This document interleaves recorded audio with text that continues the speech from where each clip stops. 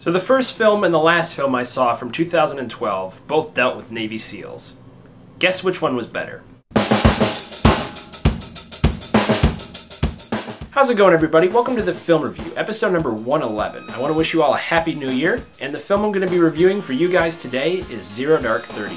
Zero Dark 30 is directed by Kathryn Bigelow, whose previous films include Point Break and The Hurt Locker, and it stars Jessica Chastain, Jason Clarke, Kyle Chandler, Jennifer L., Mark Strong, Chris Pratt, and Joel Edgerton.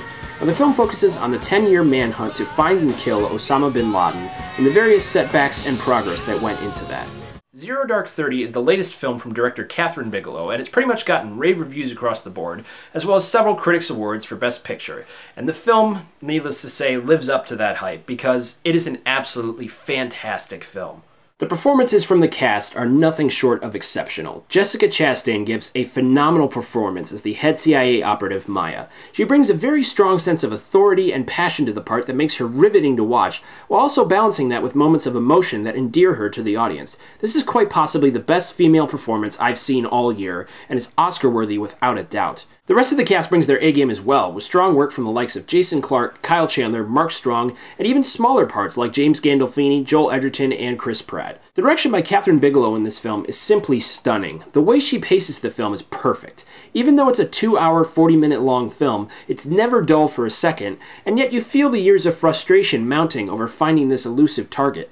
There's not a single scene wasted, and the credit for that also belongs to screenwriter Mark Boal, whose screenplay is rich with incredible detail and efficiency, while also balancing character and drama extremely well. The way that Bigelow and Boal set up certain sequences with great tension and suspense is simply remarkable, and the way they do it doesn't feel cheap or Hollywoodized in the slightest. The last 20 to 30 minutes of the film in particular, where the raid on bin Laden's compound takes place, is an absolute masterclass in direction, editing, and suspense that will leave you on the edge of your seat. Perhaps the best part about Zero Dark 30 is that it's such an uncompromising, morally complex film. Some people before they'd seen the movie were criticizing this as a propaganda film, but it's not. We experience difficult torture sequences that aren't glamorized at all, and even in the end, when the raid is successful, it's not a hoorah celebratory moment, but rather a self-reflective, bittersweet feeling about where to go from there. The last shot of the film in particular is absolutely perfect in capturing our post-9/11 world. Ultimately, I'm going to give Zero Dark 30 an A. It's a virtually flawless film with top-notch acting, directing, writing, editing, cinematography,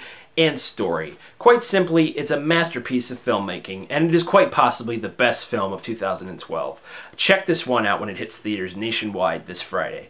So that's it for this review. In the next day or so, I'm going to be putting out my top 10 video of 2012, where me and a couple buddies are going to be discussing the best movies from the year. So stay tuned for that. And in the meantime, if you like this review, hit that subscribe button down there so you can get more reviews from me. Anyway, thank you for watching, and I will see you on the other side.